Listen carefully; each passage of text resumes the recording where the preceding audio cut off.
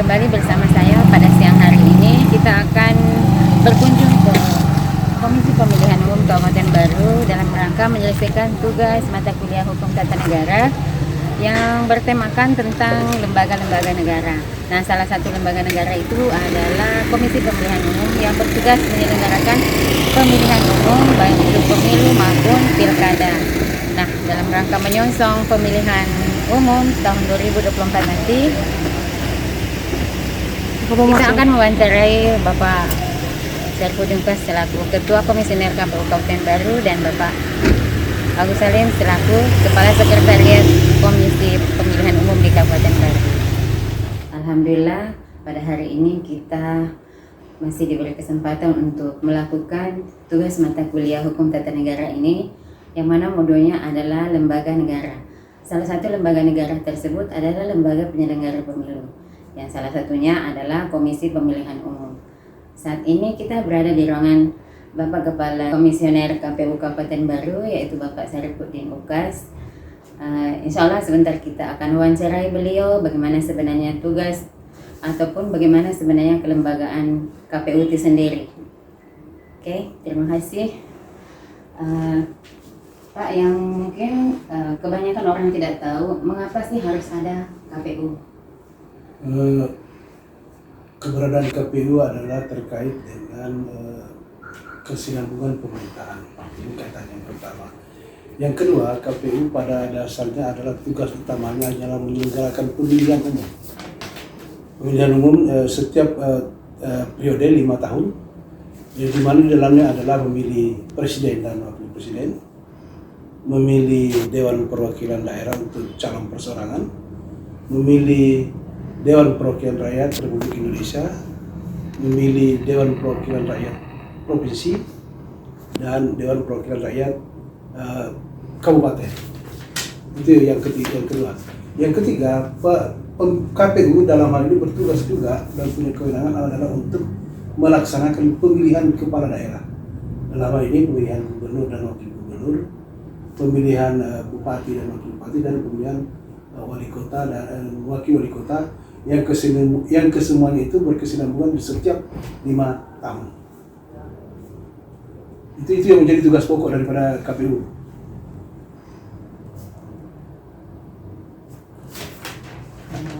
Baik.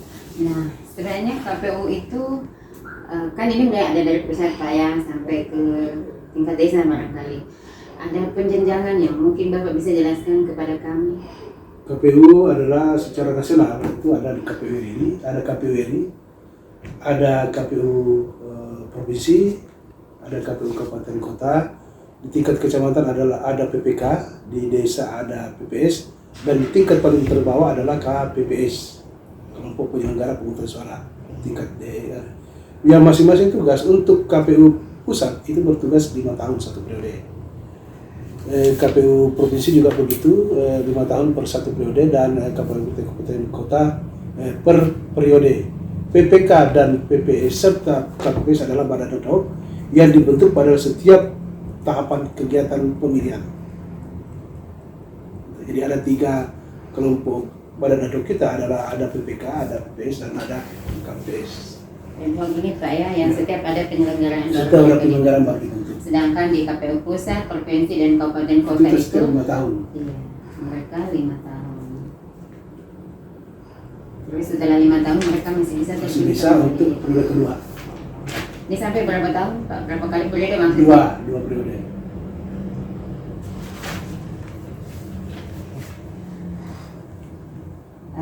Bagaimana sebenarnya? Ini kan ada masa pemilu dan ada masa tidak pemilu. Bagaimana sebenarnya tugas pemilu, tugas KPU itu sendiri ketika ada pemilu? Kan tadi dia melaksanakan pelanggaran pemilu. Nah, ini banyak mempertanyakan ini. Makanya ada wacana KPU itu akan diadakan.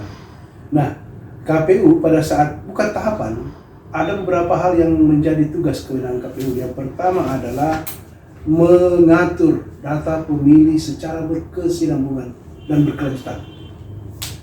Data pemilih secara berkesinambungan dan berkelanjutan. Ini dilakukan pendataan itu bukan hanya pada saat tahapan pemilu saja, tetapi pada tahapan sesudah pemilu itu tetap KPU punya kewajiban untuk menyusun dan memutakhirkan data pemilihnya. Itu yang pertama. Yang kedua adalah menjaga harmonisasi kesinambungan. Makanya ada sekretariat. Sekretariat itu adalah menjaga harmonisasi, baik itu hubungan antar lembaga dengan sesama lembaga maupun hubungan antar masyarakat. Dalam hal ini dalam kalau ke atas ada hubungan dengan pemerintah, yang ke bawah ini ada hubungan dengan pemerintah juga, tetapi dalam tingkat kecamatan dan desa. Yang ketiga adalah mengusulkan dan memproses PAW anggota DPR RI, DPR Kabupaten dan DPR Provinsi bila mana ada yang berhalangan tetap atau ada yang tidak bisa melanjutkan tugasnya 5 tahun. Itu yang menjadi tugas pokok di luar tahapan. Ya mungkin orang hanya melihat bahwa ini ada tidak efisiensi kegiatan ketika tidak ada pemilu, padahal tugas dan kewenangannya itu berlanjut walaupun pemilu sudah tidak ada. Ini mungkin bagus menjadi salah satu percakapan atau kelompok diskusi di tempat kami, Pak. Nanti kami juga akan melihat bahwa sebenarnya KPU walaupun dia tidak berada pada pelaksanaan pemilu pada tahun tersebut, tapi mereka masih memiliki tugas yang lebih penting. Okay. Yang utama dan pokok tadi itu adalah ini ada 3 ya. Kesinambungan ya. Iya, ada mengatur data pemilih secara berkesinambungan dan berkelanjutan. Ada menjaga harmonisasi hubungan antar lembaga baik dengan pemerintah setempat maupun dengan masyarakat, dan mengusulkan PAW bila mana itu terjadi di tingkat DPRD Kabupaten dan DPRD Provinsi. Jadi sebenarnya itu yang kebanyakan orang tidak tahu, bahwa ngapain ada KPU harus 5 tahun begitu. Kemudian masalah apa sebenarnya yang paling urgen di KPU itu?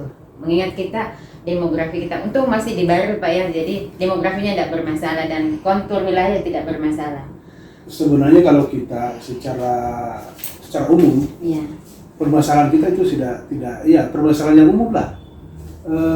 Kita tidak terlalu bermasalah kalau masalah data pemilu karena kita hanya sedikit. Yang kedua, contoh tadi yang kita bilang bahwa geografis kita itu tidak terlalu banyak masalah.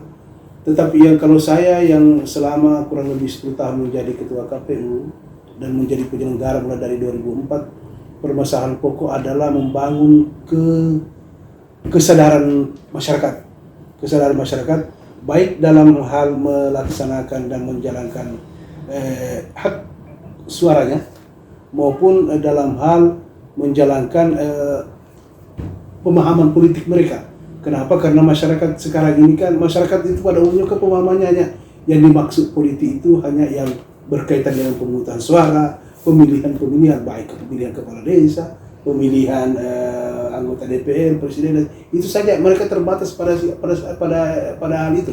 Padahal sebenarnya kalau kita melihat kembali bahwa politik itu semua aspek.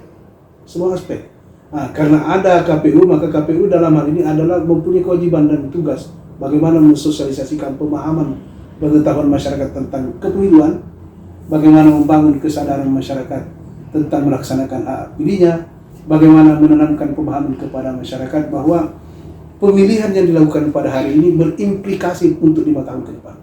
Apa yang kita pilih hari ini itu yang akan kita petik untuk 5 tahun ke depan. Olehnya itu dalam memilih tidak ada unsur pragmatisnya, tidak terpengaruh dengan iming-iming dan janji-janji, apalagi pemberian-pemberian. Sebenarnya itu yang kita bangun sekarang ini, bagaimana membangun kesadaran masyarakat. Karena terus terang, kalau bicara kesadaran masyarakat, ini sudah dibangun bertahun-tahun, berpuluh-puluh tahun, tapi masyarakat juga tidak berubah. Karena selalu ada anggapan bahwa kapan lagi. Ini kan hanya 1 kali 5 tahun, tapi implikasi dan hasil dari pemikiran itu yang mereka tidak sadari. Ini yang harus kita bangun, tapi ya syukur-syukurnya kita karena nanti dengan 1 kali pelaksanaan pemilu serentak ini seperti 2024, maka ada waktu banyak yang digunakan oleh KPU untuk melakukan ini. Ini yang dibangun, bagaimana membangun kesepahaman, bagaimana membangun pemahaman masyarakat tentang pentingnya itu pemilu, tentang bagaimana memilih masyarakat, memilih pemimpin yang tidak hanya karena diiming-imingi. Ini yang perlu kita bangun dari.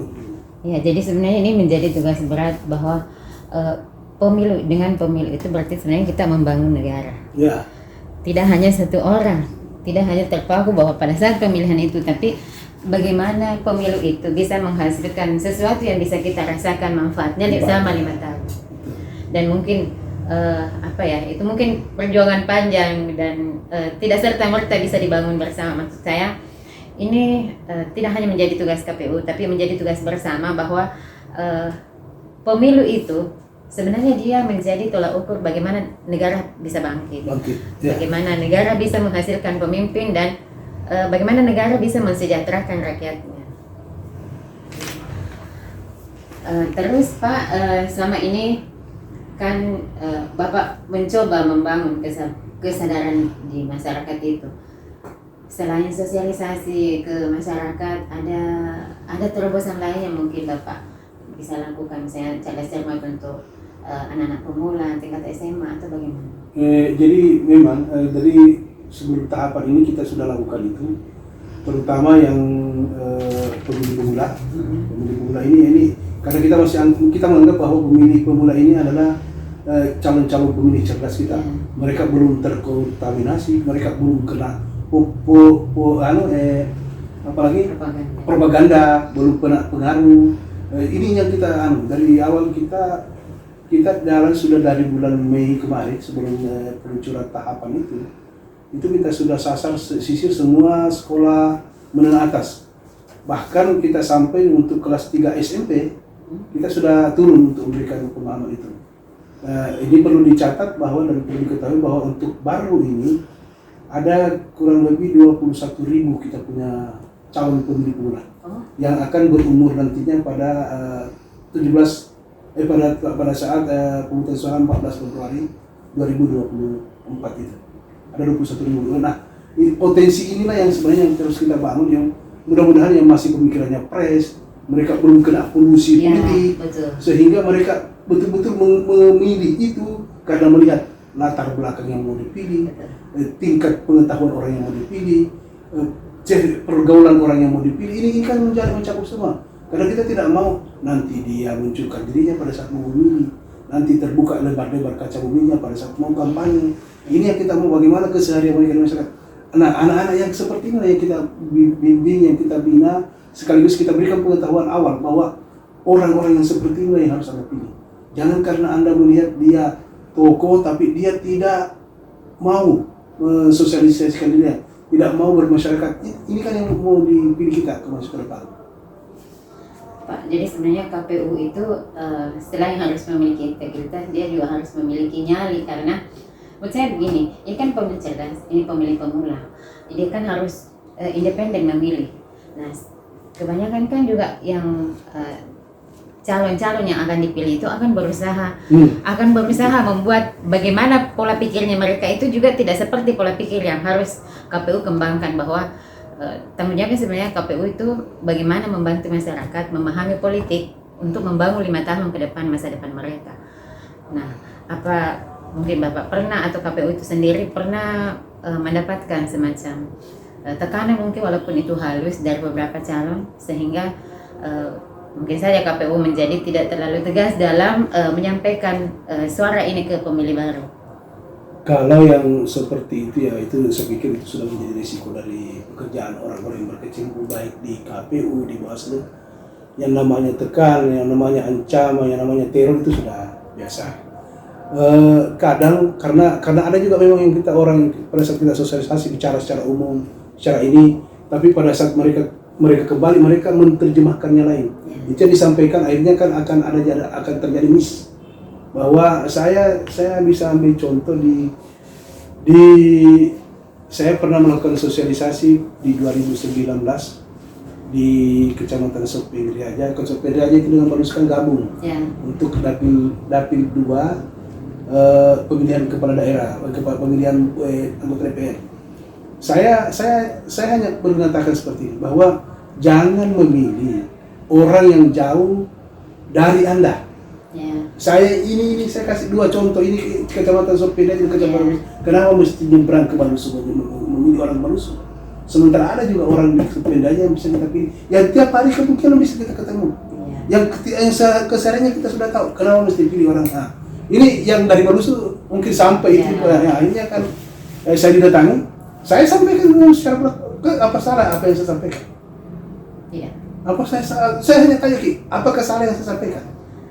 Tidak. Nah, kedua, sebenarnya Anda salah kalau Anda nyemprot ke Sulpindanya melakukan sosialisasi kampanye. Pertama, biayanya agak lebih besar. Kedua, orang-orang yang Anda datangi dari sana belum tentu juga memilih Anda. Kenapa Anda tidak? Kalau di tetangga saja Anda tidak bisa dipilih. Jauh, lebih yang jauh. Iya betul. Saya bilang kalau yang begini kan tidak itu, yang anu, pemilihan bupati. Pemilihan bupati itu yang paling berat sebenarnya kalau pemilihan bupati, pemilihan gubernur itu paling berat. Kalau legislatif itu kan kesehariannya kita sama, kita kadang komunikasinya selalu lancar apa, jadi mau mengintimidasi kita, dia sudah tahu. Pemilihan bupati kalau calonnya itu sebenarnya tidak ada masalah. Yang paling berat ini kalau mereka mengambil timnya itu bukan orang sini. Itu sudah kita rasakan di 2010, 2005 itu pada saat masih Panwas kecamatan, itu timnya kan banyak yang dari luar. Ini yang kadang kita susah untuk menghadapinya. Tapi kalau orang-orang itu orang di dalam, orang-orang baru sendiri itu jauh dari intimidasi kita. Paling dia ya artinya hanya nyerempet kata-kata saja. Ini KPU tidak netral, ini KPU tidak independen, ini KPU ikut di kampen, kan seperti itu saja. Betul. Tapi kalau yang dari luar itu memang mereka frontal dan itu secara fisik memang. 2010 itu saya rasakan dan 2005 di situ yang 2005 itu kan kalau saya di Hasan Syukur itu kan banyak orang dari luar diambil itu kemarin timnya. Begitu juga 2010 kemarin Pak Markan Amil Almarhum itu kan banyak orang-orang luar yang jadi tim, itu yang berat. 2015 pemilihan bupati ya, tidak terlalu berat. 2020 ini yang agak panas juga memang. Agak panas memang kita kemarin di 2020 karena kalau saya hitung-hitung di 2020 itu ada 4 kali mungkin. 4-5 kali demo. Di KPU. Iya. Kalau 2010 itu saya belum KPU juga, tapi di situ ada demo di sini tidak terlalu berat demonya. Yang kita berat itu di 2000, kalau saya selama di KPU yang berat itu 2020. Karena kita berapa kali demo dan itu didatangkan orang-orang dari luar baru yang mendemo KPU. Pak, apakah di KPU itu sendiri kan kalau misalnya kita diserang seperti tanggapan kita di demo pada saat itu, apakah kita juga butuh pendampingan hukum dari yang lain? Maksudnya ada kuasa hukum tersendiri untuk KPU begitu? Kalau setiap pemilihan 2 kali pilkada saya hadapi 2016 dan 2020 itu selalu ada. Ada pendamping hukum, baik hukum yang setiap bulan itu sebelum masuk tahapan sengketa. Kalau sengketa pasti kita pakai pendamping hukum. Ada pendamping hukum yang kita pakai karena umpamanya pada saat itu kita ada gugatan di tengah tahapan itu berat karena kita mau hadir gugatan, kita mau kerja tahapan. Nah, kalau ada pendamping hukum kan mereka yang baik ada gugatan di Bawaslu, ada gugatan di TUN, tapi alhamdulillah kalau saya selama di KPU ini di gugatan untuk Panwas. Nah, saya sempat dengar kemarin bahwa ambang batas sebenarnya antara kita dan perhitungan kita sebagai orang KPU itu tidak sama dengan perhitungan Mahkamah Konstitusi, sehingga ambang batas yang harusnya menjadi nilai penentu untuk bisa lanjut ke Mahkamah Konstitusi itu kadang menjadi ambigu. Ya, semua yang digugat kita kemarin itu kan tidak sampai yang batas ini. Iya. Wajib kalau KPU di Mahkamah. hanya kan di tahap awal sudah gugur itu kasus. Tidak pernah sampai di kasus pembuktian. Oh, iya. Jadi 2 kali saya di 2016 dibuat seperti itu juga digugat juga di 2020, semua berhenti di tahap awal. Tidak ada yang sampai ke pembuktian karena baru kita berbicara ambang batas yang ditutup oleh KPU bawah LK itu sudah gugur gugatan orang-orang yang membuat kita. Karena ada ambang batas yang ditutup oleh LK. Nah, terakhir Pak, bagaimana KPU menjalani harmonisasi hubungan baik sementara pemilu maupun setelah pemilu? Yang ada kita lakukan selama ini, saya di dua periode di KPU ini adalah apa yang kami lakukan di awal itu juga pasti yang akan kami lakukan di akhir. Maksudnya sosialisasi ke masyarakat. Sosialisasi ini adalah tahapan yang terpanjang. Kita sudah sosialisasi sebelum masuk tahapan, di tahapan sampai di sesudah pencoblosan kita masih lakukan sosialisasi. Ada sosialisasi yang kita lakukan, yang kita kemas itu untuk adalah sosialisasi kalau boleh dikatakan sebagai apresiasi kepada masyarakat yang kita anggap bahwa di daerah ini yang tertinggi partisipasinya, itu kita apresiasi dengan memberikan penghargaan. Kedua, hubungan antar lembaga pasti kami akan jalin terus, baik itu setelah sebelum anggota DPRD terpilih, sesudah anggota DPRD terpilih, pasti kami akan lakukan komunikasi yang bisa menjaga kesinambungan administrasi tadi, menjaga kesinambungan kerja bersama setiap stakeholder yang ada terkait dengan KPU, itu selalu dilakukan. Terakhir, bagaimana Bapak menyikapi bahwa sebenarnya kan banyak sorotan, bukan hanya mungkin di sini, bahwa sebenarnya itu KPU kadang-kadang tidak independen begitu, kadang-kadang mereka dekat dengan pemerintahan, sedangkan KPU sendiri itu harus netral begitu. Bagaimana? Ini sebenarnya orang yang tidak paham kenapa mesti kami dekat dengan pemerintahan. Yeah. Saya kasih contoh, pemilihan kepala daerah itu belum dibiayai oleh APBN. Yeah. Pasti kami harus bangun komunikasi kepada pemerintah daerah mengenai anggaran ini, memberikan pengertian kepada pemerintah daerah. Tidak mungkinlah kami akan komunikasi dengan calon yang bukan pemerintah.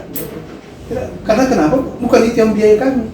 Walaupun, tapi tidak berarti APBD itu dibiayai KPU ini, tapi itu kan bukan juga uang pribadi, bukan uang pribadinya Sekda, bukan uang pribadinya kepala. Perlakuan kami ini hanya sebatas hubungan baik, menjaga hubungan baik, memberikan pengertian kepada Pemda bahwa anggaran yang kami gunakan itu memang kami butuhkan, bukan anggaran yang kami inginkan.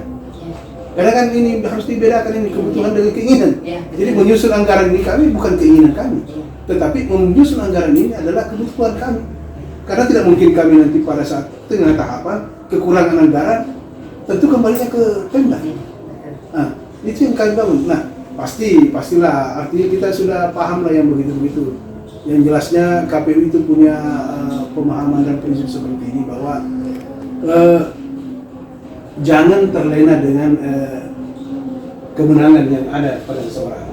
Kenapa? Karena KPU itu pada saat selesai pesta, pada selesai kegiatan, maka KPU akan dilupakan.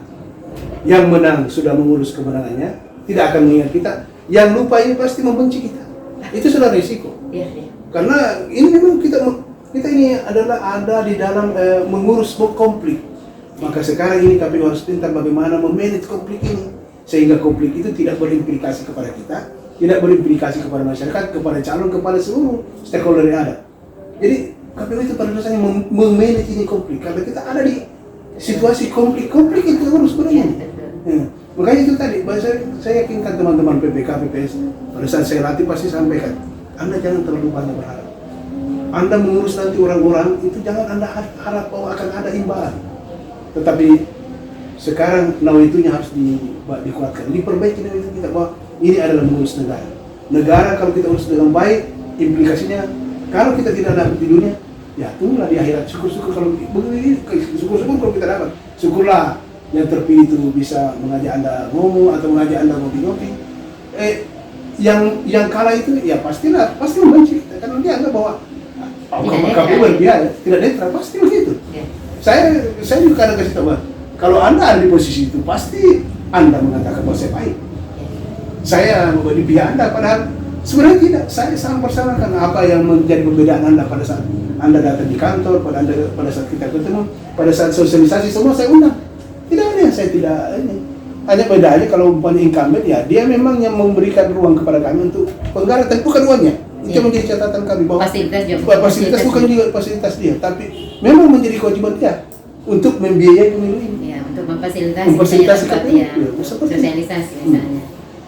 Ya, jadi sebenarnya kalau menurut saya ada dua yang pokok yang saya dapat dari Bapak. Yang pertama, bahwa sebenarnya KPU itu hadir ke depannya semuanya dalam hal politik.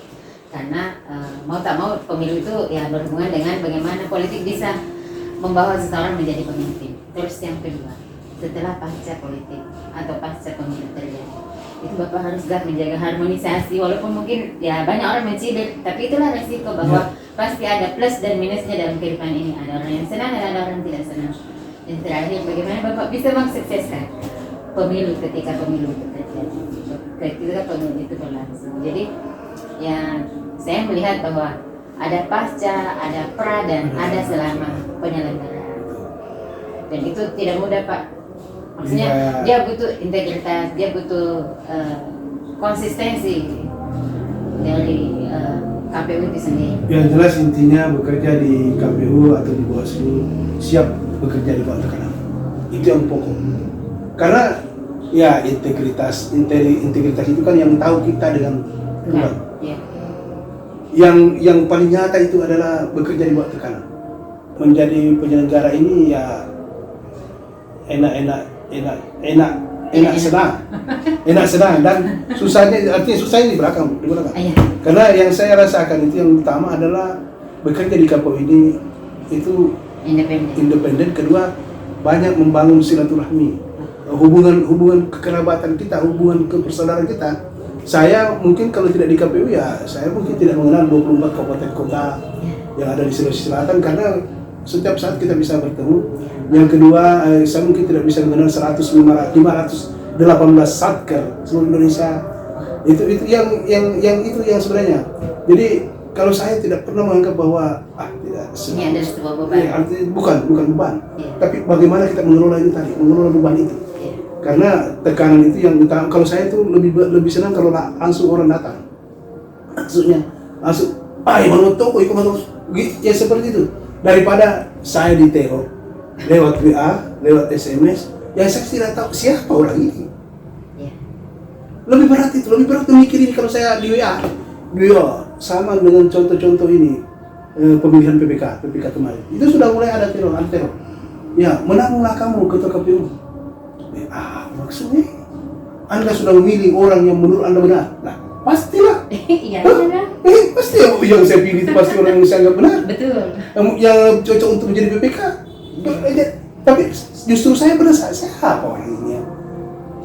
Tapi kalau dari media Pak enggak ya? Kalau media saya enggak, dari awal itu saya tidak memang terlalu sama media. Saya kadang tantang, silakan. Di awal saya di tahun pertama itu saya merasa memang agak aneh. Jadi saya tapi kesini saya lihat, wah ini lain-lain, ini media. Kadang-kadang kan media memang yang sudah lain. Oh jadi saya sudah langsung tantang saja. Begini saya, kalau Anda menemukan dan itu menurut Anda, silakan. Buktikan. Tapi intinya kan ada saya punya hak jawab. Jadi sebenarnya menjadi komisioner KPU itu harus siap dengan keluarga, harus siap dengan netralitas kita, independensi kita, dan integritas kita. Banyak hal yang bisa kita pelajari hari ini, tapi seperti itulah wajah KPU kita. Terima kasih.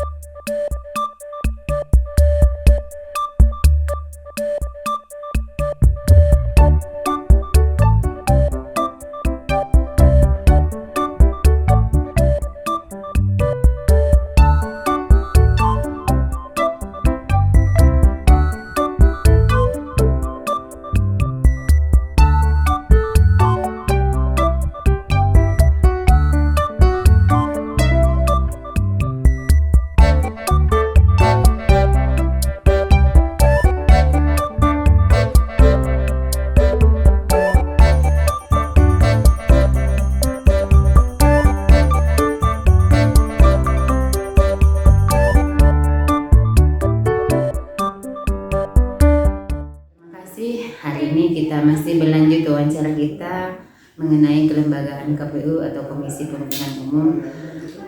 Bersama saya hari ini ada Bapak Sekretariat, yaitu Bapak Agus Salim. Terima kasih Pak atas waktunya. Kami sebentar akan mewawancarai Bapak tentang bagaimana tugas dan wewenang Sekretariat KPU, atau bagaimana sih sebenarnya Sekretariat KPU itu, bagaimana fungsi dan peranannya dia. saya jelaskan dulu. Iya. Tugas fungsi sekretariat ya, sekretariat KPU. Pertama saya jelaskan struktur organisasinya. Struktur organisasi itu KPU itu mulai jenjang dari pusat, ada namanya Sekjen, kemudian di bawahnya ada kepala biro, di bawahnya lagi ada pejabat eselon 3, eselon 4, kemudian lanjut ke KPU provinsi, ada sekretaris KPU provinsi, ada kabak di lingkup sekretaris KPU provinsi, kemudian ada kasubag, kemudian ada fungsional, kemudian staf yang khusus di sekretariat yang mengelola pemilu atau pilkada di tingkat provinsi. Untuk sekretariat KPU kabupaten, kalau jenjang struktur organisasinya itu yang pertama itu sekretaris adalah eselon 3A, kemudian di bawahnya ada kasubag, kepala subbagian, ada 4 kasubag. Pertama kasubag umum dan logistik, yang kedua kasubag program perencanaan dan data, kemudian kasubag hukum dan SDM, kemudian kasubag teknis dan parmas, partisipasi masyarakat. Itulah jenjang struktur. Kemudian di bawahnya itu ada staf pelaksana namanya, di masing-masing subbagian ada staf pelaksana. Kemudian ada PNPM, pegawai pegawai non PNS, PNPM. Nah itu ada pramusaji, ada sopir, ada tenaga pendukung di bidang administrasi, dan ada satpam, satuan pengamanan. Ya, itulah struktur organisasi di KPU. Untuk tupoksinya, tugas pokok dan fungsinya itu memang sudah ditetapkan pusat terkait dengan khusus untuk di Kabupaten Kota. Pertama itu untuk memfasilitasi penyelenggaraan pemilu dan pilkada di Kabupaten Kota. Jadi tugas tupoksinya itu terkait dengan fasilitasi tadi, ada beberapa bentuk fasilitasi. Pertama fasilitasi terkait anggaran, kemudian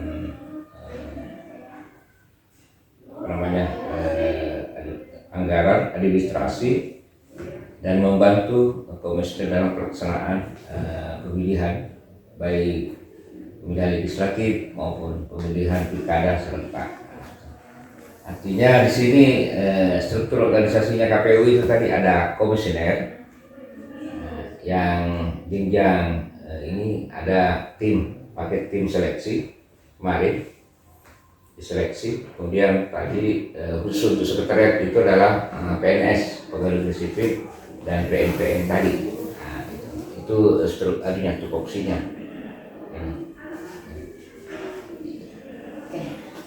Terus kenapa sih harus ada sekretariat? Yang kan juga ada sekretariat Bawaslu, ini ada sekretariat itu. Seberapa jauh misalnya mereka dalam menopang kegiatan sehari-hari tadi? Karena kan tadi berdasarkan tupoksi, apakah di setiap bidang di komisioner itu harus ada staf yang membantu dari sekretariat atau?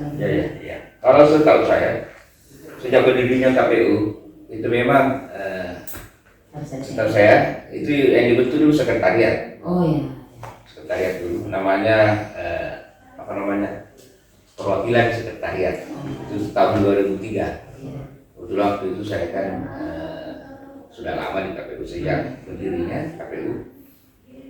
Kemudian setelah itu setelah muncul reformasi ini di dibentuklah KPU itu secara mandiri. Maksudnya mandiri, dia independen, ceritanya sesuai dengan asas pemilu, bukan dari kalangan pemerintahan. Jadi dia berdiri sendiri dalam bidang lembaga itu Komisi Pemilihan Umum. Tugas pokoknya adalah menyelenggarakan pemilihan umum dan pilkada. Itu tadi asas-asasnya itu langsung, umum, bebas, dan rahasia, jurdil. Makanya itu tadi saya sampaikan bahwa perekrutannya itu melalui seleksi. Seleksi panjang itu seleksinya. Kenapa? Karena mencari orang-orang yang berkompeten untuk melaksanakan pemilu dan pilkada serentak. Pak, kalau perekrutannya KPU kan tidak harus berdasarkan tim seleksi. Nah, bagaimana kalau perekrutan di tenaga sendiri? Saya dulu latar belakangnya itu sejarahnya. Ya, ini kan dulu termasuk saya sendiri. Dulu itu tahun 2000, mulai dari 2023 saya itu pegawai Pemda. Pegawai Pemda dalam hal ini saya diperbantukan di KPU pada tahun 2023. Setelah lama dalam berkembang KPU, akhirnya KPU sendiri membentuk semacam pegawai negeri, mengangkat sendiri pegawai negeri. Makanya itu dulu tahun 2023-2024 itu sudah ada seleksi penerimaan pegawai KPU. Waktu itu kalau tidak salah pegawai kontrak, pegawai honor itu yang diangkat jadi pegawai negeri. Nah, itu. Kalau masalah jabatan itu tadi saya sudah sampaikan bahwa jabatan tertinggi itu eselon 3A, kemudian eselon 4A, kemudian staf pelaksana. Nah, itu. Jadi itu riwayat atau sejarah daripada dibentuknya sekretariat KPU di kabupaten kota. Pak, terus penjenjangan sekretariat KPU sendiri apakah juga sama dengan KPU sampai ke desa begitu? Ya. Jadi kami sampaikan bahwa kita ini KPU sudah berjenjang dan sudah vertikal. Sejak 2-3 tahun yang lalu kita sudah vertikal penuh dan berdiri di atas kaki sendiri, termasuk penerimaan pegawai. Kita sebagai pegawai vertikal, pegawai pusat yang diperbantukan di kabupaten kota. Nah, itu. Jadi mandiri lah, mandiri. Dulu memang ada kaitannya dengan Pemda, karena dulu kan pegawai Pemda dipakai. Sekarang sudah tidak ada dan sudah ada namanya alih status. Alih status itu kita disuruh memilih. Ada suratnya Sekjen kemarin terkait dengan surat alih status. Jadi yang mau bergabung di KPU, itu mengikuti alih status, ujian, ujian alih status. Kalau lulus ya kita gabung. Kalau tidak lulus, umpamanya ini ada kamu beberapa faktor. Pertama masalah umur, umur, kemudian kemampuan. Ini ada beberapa teman juga ada dulu di daerah lain. Kemudian yang tidak lulus itu kemarin, ya otomatis sudah banyak dikembalikan ke induknya di Pemda. Pemda. Jadi sekarang itu khususnya di KPU Kabupaten Baru itu sudah tidak ada pegawai Pemda. Sekarang sudah 14 ya sekitar 14 pegawai negeri yang ada di sini itu sudah pegawai vertikal, kemudian ke KPU jadi itu. Nah, dalam mengelola sekretariat KPU itu pasti banyak masalah, Pak. Bapak ini sudah lama di sini, maksudnya pasti ada asam manisnya begitu.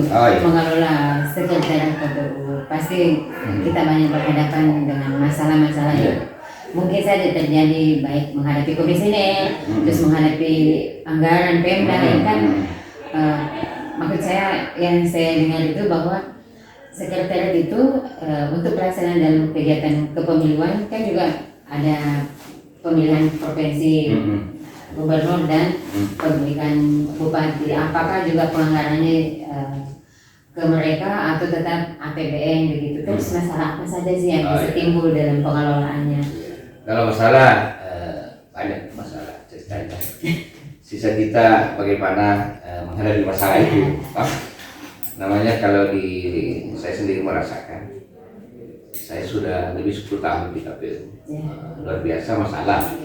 Tapi pada prinsipnya saya laksanakan tugas sesuai dengan koridor aturan yang ada. Makanya itu pesan saya, kalau umpamanya mau jadi pejabat ataukah struktural di KPU itu ada bukan saja kecerdasan, tapi mental, fisik dan mental.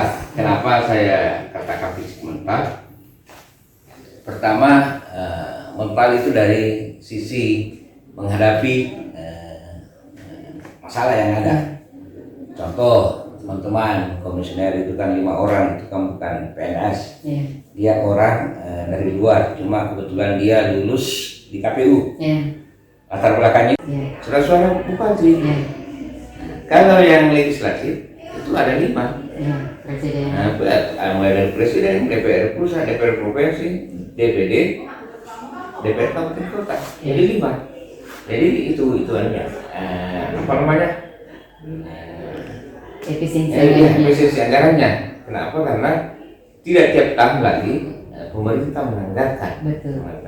Kenapa? Karena memang sudah dihitung oleh pemerintah di DPR bahwa kalau setiap tahun itu banyak anggaran dipakai. Kenapa? Karena kalau ini kan keserentakan hampir sama, mirip-mirip anggaran. Kenapa? Memang prosedurnya, tahapannya kan sudah ada di pusat. Pasti kalau mau ini memang ada efisiensi anggaran kalau menurut saya. Itu kenapa tujuannya diserentakan itu tadi. Begitu. Sampai baik. Kan kalau misalnya di Bali itu kan kontrol wilayahnya bagus, hampir tidak ada kendala kalau misalnya dari memfasilitasi logistik. Nah, kalau misalnya andaikan kita berada di kontrol wilayah yang tidak memungkinkan bahwa logistik pemilu hari itu sampai. Nah, kalau misalnya kita anggaplah kita ini berada di kontrol wilayah yang jauh, transportasinya kurang. Artinya begini, kita kan sudah pengalaman, sudah ada pengalaman yang lalu, baik pilkada dan legislatif. Kalau masalah itu untuk memanagenya itu kan gampang saja. Contoh umpamanya kan masih ada datanya. Contoh kita masalah distribusi logistik. Kita cuma begitu 5 tahun otomatis kita estimasi naik 20%. Umpamanya.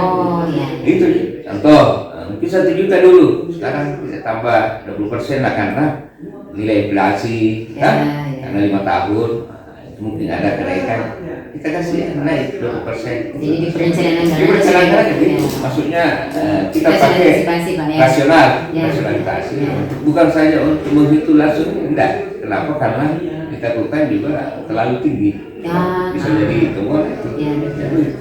Makanya itu di KPU itu sudah terrencana baik anggaran, tahapan program itu sudah terrencana. Makanya itu kalau orang tidak tahu itu kadang dia sebenarnya bagaimana caranya, dia timbul pertanyaan. Makanya saya bilang saya sebagai penyelenggara ini menganggap pemilu ini sebagai ujian. Kenapa? Betul-betul merepotkan.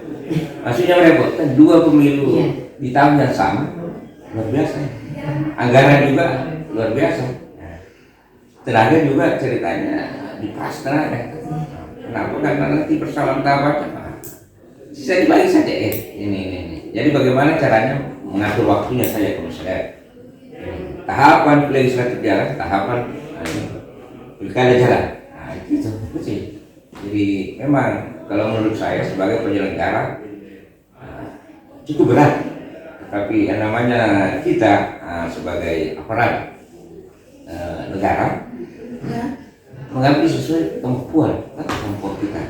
Yang lain itu saya sampaikan teman-teman ya siap-siap untuk tanya itu ada namanya kita slogannya KPU integritas 24 jam. Maksudnya integritas 24 jam. Nah, itulah penyemangat kita dalam hal melaksanakan tugas. Kan? Ceritanya tidak ada waktu sekarang itu tidak berlaku kalender. Hari Minggu, hari libur apa? Ada tugas masuk di kantor. Begitu juga barang-barang ad hoc yang PPK. Saya jelaskan dulu. Khusus untuk PPK itu ada namanya ad hoc. Ad hoc itu artinya tidak paten. Dia hanya contoh umpamanya sementara. Sementara. Kalau umpamanya tahapan sudah selesai juga. Selesai dengan sendirinya. Nah, itu. Kalau KPU itu sudah paten. Jadi kalau misalnya PPK, PPS, KPPS itu ad hoc, badan ad hoc namanya. Nah, kalau KPU itu ceritanya terus menerus.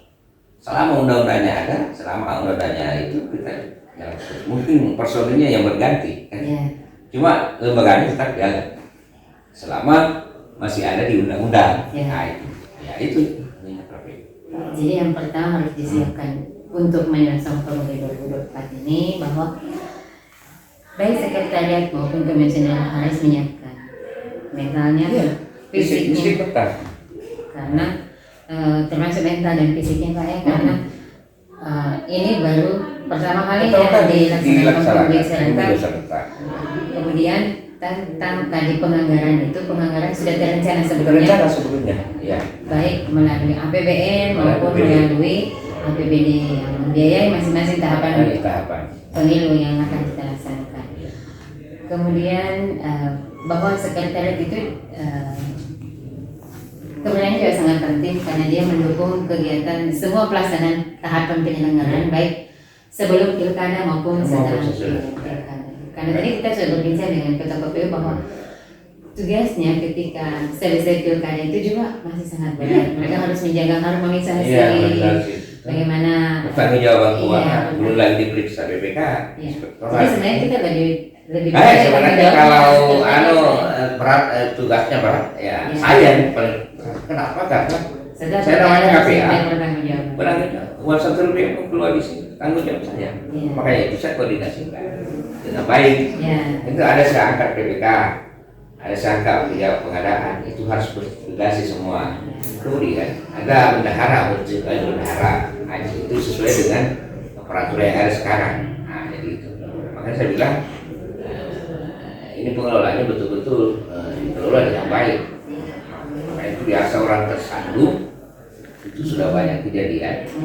Tersandung kenapa? Karena dia pertama mungkin tidak tahu aturan main terkait dengan pengelolaan keuangan. Kedua dari mentalnya lah, mungkin uang negara itu ya uangnya, karakternya. Nah, kalau kita yang mau selamat, umpamanya jangan uang negara, nanti hati kita begitu. Maksudnya kalau mau selamat, sekarang teman-teman saya banyak yang kena hukum.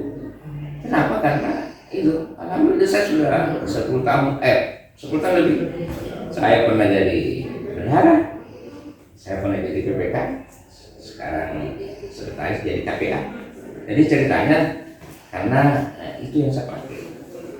Artinya cobanya saya mau ada mungkin juga banyak, tapi saya takutkan karena pasti ketahuan. Maksudnya itu makanya saya bilang saran saya kelola keuangan dengan baik sesuai aturan mainnya. Sesuai kepres itu PBJ kalau pengadaan dan sesuai standar biaya dari Kementerian Keuangan. Itu saya kira insya Allah ceritanya tidak ada masalah. Biarpun siapa yang masuk koalisi tidak ada masalah kan. Jadi itu kuncinya sebenarnya. Makanya saya bilang kuncinya ya saling koordinasi dengan komisioner, koordinasi dengan bawahan, koordinasi itu ceritanya. Kenapa? Karena karakter luar biasa. Karakter itu orang berbeda-beda. Si A, si B lain karakternya. Jadi bagaimana pemimpin itu harus mengetahui secara psikologis bawahannya. Ini. Itulah kita pakai model-model begitu. Kan beda-beda orang kepemimpinan. Ada kepemimpinan ceritanya. Kita karena gajinya ini. kasih transfer ke kita kan biasanya ada cabang-cabang. Contoh PPK, sekretariat PPK ada itu ada bendahara, ada sekretaris. Itulah tupoksinya sekretaris menyalurkan anggaran bersama bendahara ke PPS desa-desa. Berapa contoh baru 10 desa. 10 desa itulah ini ada uang. Begitu juga nanti PPS kalau sudah sampai hari H, PPS yang menyerahkan uangnya ke KPPS. ke KPPS. Jadi sisa perlu ini kalau ini apa namanya ada semua laporannya dari kecamatan, dari desa. Nah itu anunya yang pilkada kemarin kan ada minggu dan siapa ini siap-siap lagi untuk ini legislatif pilkada gitu. Jadi Pak memang harus maksudnya KPU itu tidak boleh ad hoc karena laporan pertanggungjawaban itu kan tetap harus diaudit. Iya. Aturannya memang kan undang-undang KPU itu kalau sekretariatnya itu sampai pensiun.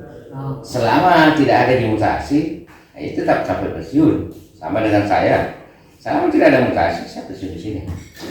Tapi kalau ada mutasi, yang namanya kebijakan pimpinan. Kalau ada mutasi, ya bisa sampai dari daerah lain. Oh, ya kan. Saya bisa ke mana? Contoh pokoknya Sope, ke mana sebagai sekretaris di sana. Bisa saja kalau umpamanya saya ini tingkat ke provinsi, saya sekretaris umpamanya, saya sekretaris provinsi ya saya ke Papua bisa, ke Ambon bisa, ke ini bisa seluruh Indonesia dari Sabang sampai Merauke. Nah itu maksudnya karena sudah vertikal sama kejaksaan, sama polisi. Itu kan Polres kan sering dimutasi, kejaksaan juga sama keluarnya KPU. Jadi itu anunya beda dulu kan Pemda. Dulu saya itu kepala aku di Pemda, kaki itu di KPU. Sekarang semuanya 100% di KPU. Jadi kita tidak terbebani dengan hanya koordinasi saja. Jadi memang harus begitu. Kenapa? Karena nanti ada politis apa segala. Maksudnya ini makanya itu dari pihak pusat itu memang harus dipastikan.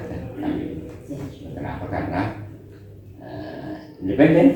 Supaya dia Independen untuk dalam melaksanakan. Dia tidak lagi bahwa pimpinannya ini. Nah, makanya itu tipe seperti sekretariat itulah anunya tugas tupoksinya. Makanya saya bilang keduanya juga tidak bisa jalan. Ada sekretaris tapi tidak ada KPU juga tidak bisa jalan.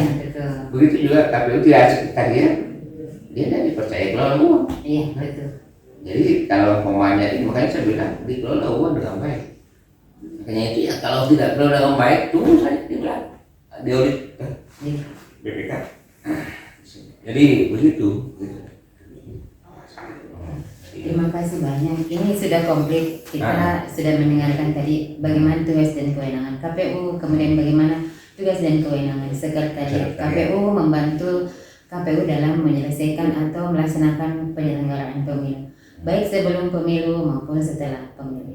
Jadi semua laporan keuangan, laporan pertanggungjawaban itu akan menjadi kewenangan sekretariat KPU selama mereka masih bertugas di KPU.